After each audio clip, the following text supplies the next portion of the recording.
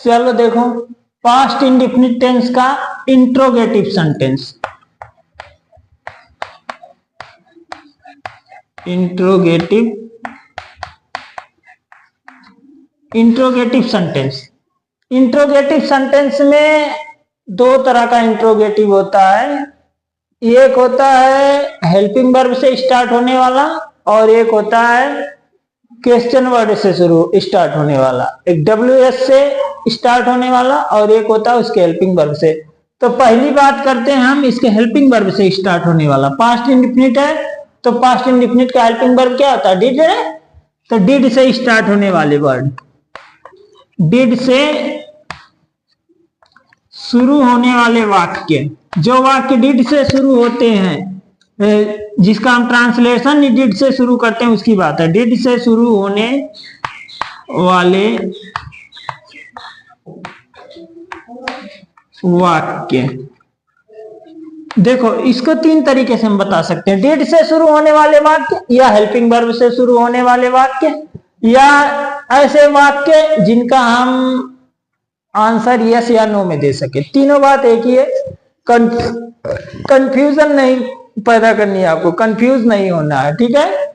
किसी भी कंडीशन में अगर तीनों कंडीशन आपको दे दिया जाए, कोई कह दे कि डिड से शुरू होने वाले वाक्य, या आपको ऐसा बोल दिया जाए हेल्पिंग वर्ब से स्टार्ट होने वाले वाक्य, या जिसका आंसर हम यस या नो में दे सके, सेम चीज है, सेम प्रोसेस वही होगा, बट कंफ्यूज नहीं होना है आपको, ठीक है। इसको हम शुरू करते हैं। देखो इसका पहले हेल्पिंग वर्ब लिख देते हैं, सब्जेक्ट इसका फार्मूला यहां लिखते हैं। पहले इसका हेल्पिंग वर्ब लिख दिए। क्या है इसका हेल्पिंग वर्ब जी? डिड हो गया। उसके बाद क्या है? सब्जेक्ट है। फिर क्या है? मेन वर्ब है। लास्ट में ऑब्जेक्ट लगाएंगे और सबसे लास्ट में क्वेश्चन मार्क लगा देंगे। ये इसका तो है फार्मूला। अब देखो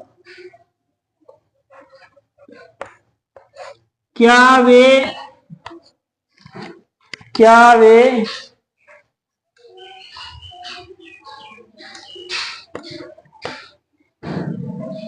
आगरा गए? क्या वे आगरा गए? देखो ये पूछ रहा है क्या वे आगरा गए। इसका उत्तर हम कैसे दे सकते हैं? यस या नो में दे सकते हैं। हम अगर बोल दिए हाँ गए, हाँ तब भी हो गया, ना बोल दिए तब भी हो गया। और ये देखो ये हेल्पिंग वर्ब से शुरू होगा। जब हम इसको ट्रांसलेट करेंगे इंग्लिश में तो ये हेल्पिंग वर्ब से ही शुरू होगा। सबसे पहले क्या आएगा? डिड आएगा। देखो इसका फार्मूला भी है, सबसे पहले डिड, ठीक है। तो सबसे पहले क्या लिख देंगे? डिड लिख देंगे। ट्रांसलेशन करते समय देखो ध्यान से, सबसे पहले डिड लिख दिए। उसके बाद क्या है? इसका सब्जेक्ट, सब्जेक्ट क्या है? वे, डिड दे हो गया, डिड दे हो गया ना। उसके बाद मेन वर्ब, मेन वर्ब क्या है जी? क्या वे आगरा गए? मेन वर्ब क्या है? गए। तो मेन वर्ब का फर्स्ट फॉर्म लगाना है, did they go. Did they go, कहां गए? Agra, to Agra, to Agra. यहां लास्ट में क्वेश्चन मार्क लगा देंगे। क्वेश्चन मार्क जरूर लगाएंगे आप, नेसेसरी है ना, क्योंकि अगर आप क्वेश्चन मार्क नहीं लगाएंगे तो कैसे पता चलेगा कि ये क्वेश्चन वर्ड है या जो क्वेश्चन इंट्रोगेटिव सेंटेंस है, कैसे आप जानोगे, है ना। तो इसके लिए आपको क्वेश्चन वर्ड लगाना जरूरी है। ये नोट करो, फिर हम दूसरा एग्जांपल बताते हैं। तुम नोट नहीं कर रही हो? अच्छा हो गया, चलो ठीक है।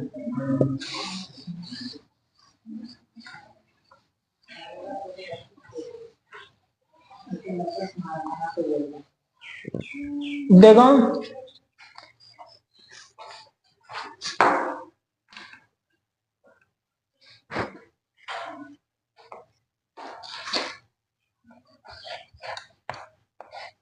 क्या तुम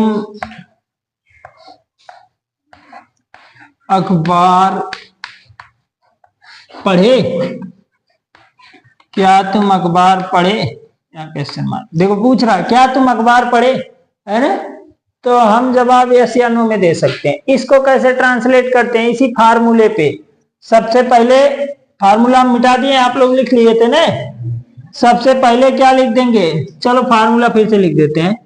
पहले डिड लिख दिए, उसके बाद क्या लिख देंगे जी, सब्जेक्ट, उसके बाद मेन वर्ब का फर्स्ट फॉर्म, उसके बाद ऑब्जेक्ट, लास्ट में क्वेश्चन मार्क। यही इसका फार्मूला है, इसी फार्मूले पे देखना है।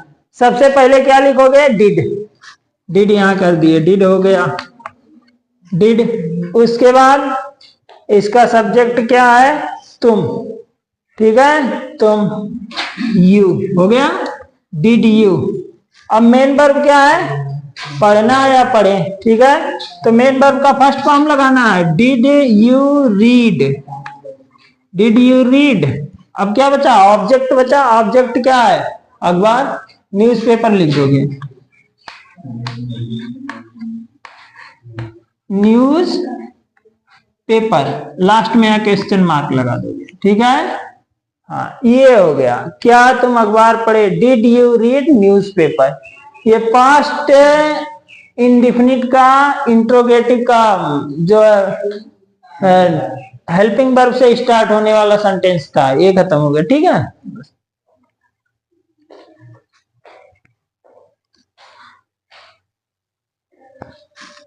ये कितने